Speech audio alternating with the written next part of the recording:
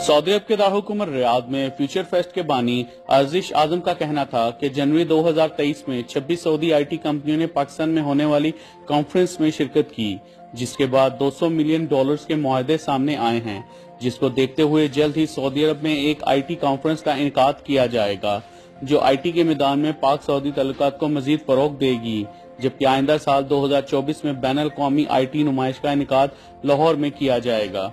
अस्सलाम वालेकुम जी, मेरा नाम आजिश आजम है। मैं फ्यूचर फेस्ट का फाउंडर हूं, जो कि पाकिस्तान की सबसे बड़ी टेक्नोलॉजी इवेंट है।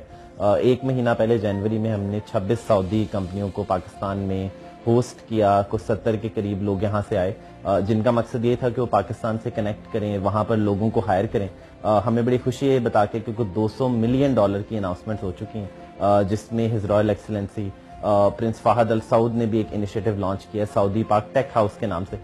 इसी कामयाबी की वजह से उन्होंने हमें यहाँ पर लीप पे इनवाइट किया और मुझे एज अ स्पीकर मौका दिया गया कि मैं सऊदीया और पाकिस्तान के बीच जो टेक्नोलॉजी का पोटेंशियल है उसको हाईलाइट करूं।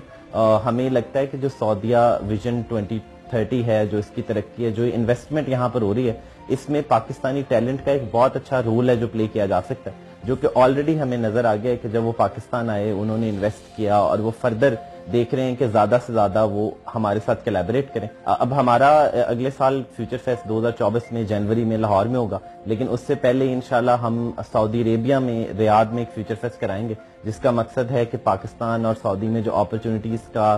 को जो स्टार्ट हुआ है उसे कंप्लीशन पे लेके जाया जाए और एक ऐसा मौका क्रिएट करें जिसपे ज्यादा से ज्यादा पाकिस्तानी टैलेंट, जिस तरह लीप पे को 500 से ज्यादा पाकिस्तानी थे, तो यहाँ पर हजारों लोगों को आना चाहिए, खासकर जो टेक्नोलॉजी में जो जदीद काम कर रहे हैं, और वो यहाँ पर आकर पार्टनरशिप्स करें, कोलैबोरेशंस करें, यहाँ की कंपनीज के साथ मिलकर काम करें।